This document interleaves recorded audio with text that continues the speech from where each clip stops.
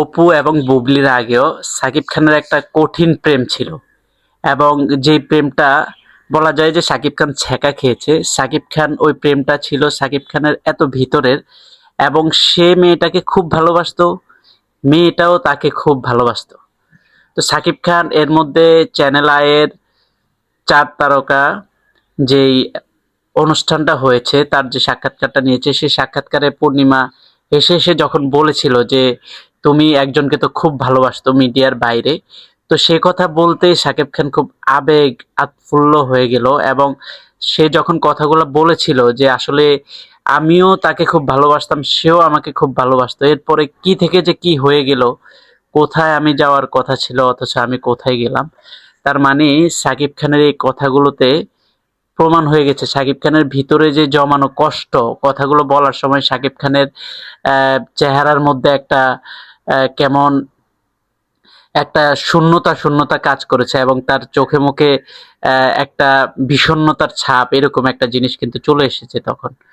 তো আসলে পৃথিবীতে কেউ কোনো না কোনোভাবে অসুখী। সংসার লাইফে আসলে কেউ সুখী থাকতে দেখি না। কোনো না কোনো দিক দিয়ে সংসার লাইফে সবাই অসুখী।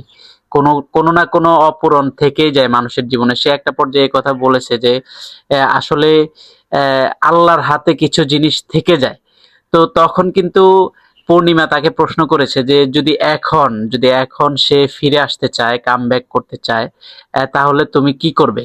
এবং সে মেয়েটা কি এখনো সিঙ্গেল কিনা বা বিয়ে করেছে কিনা? তখন সাকিব আর এক পর্যায়ে বলেছে যে হ্যাঁ হয়তো সিঙ্গেল হয়তো। আবার পরে বলে যে না আমি জানি না। তার মানে সাকিব জানে যে মেয়েটা এখনো সিঙ্গেল, এবং মেয়েটা কামব্যাক করলে সাকিব খানের যে অবস্থা দেখেছি এবং যেই কথাবার্তা এবং যে ইমোশন সেই মেয়েটার প্রতি, সেই মেয়েটা যদি কামব্যাক করে তাহলে সাকিব খান তার লাইফে সেই মেয়েটাকে অ্যাকসেপ্ট করবে। এবং কি নিয়ে আসলে সাকিব খান সে নিজেও বুঝতে পারতেছে না তাদের প্রেমটা কি নিয়ে ভেঙেছে। তো এরপরেই হলো অপু বিশ্বাসের সাথে তার প্রেম হয়েছে, ভালোবাসা হয়েছে, বিয়ে হয়েছে, এরপরে সেখানে বাচ্চা, এরপরে বুবলির ঘটনা তো এটা সবারই জানা। তো আসলে শাকিব খানের এই সাক্ষাৎকার থেকে কিন্তু প্রমাণ হয় যে এখন যে বুবলির সাথে তার সংসার জীবন, তার সংসার লাইফ, আসলে সে সেখানেও সুখী নাই, সে সেখানেও স্যাটিসফাই না।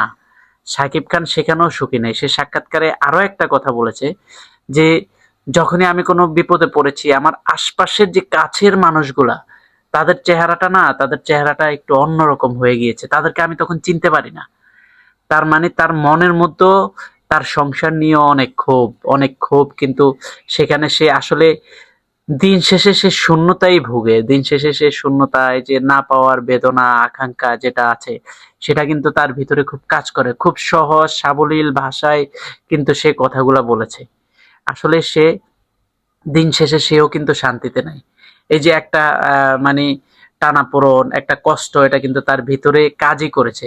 তো এই মেয়েটার বাসার সামনে দিয়ে সাকিব খান বলেছে যে আমি এখনো মেয়েটার বাসার সামনে দিয়ে আসা যাওয়া করি। তার বাসার পাশেই গুলশানের মেয়েটা, এবং মেয়েটা খুব ভালো ফ্যামিলিতে বিলং করে, এবং সে ইংলিশ মিডিয়ামের একটা ছাত্রী ছিল। তো পূর্ণিমার কথাতে বোঝা গেল সে মেয়েটা খুবই সুন্দরী, এবং সাকিব খানও সেখানে প্রশংসা করেছে যে মেয়েটা খুবই সুন্দরী। তো এই সাক্ষাৎকারটায় সাকিব খানের মনের যত কথা আছে, আর অপু বুবলিকে নিয়ে মানুষের যে চিন্তা ছিল এতদিন, সেটা মোটামুটি মানুষ একটা রেজাল্ট পেয়ে গিয়েছে।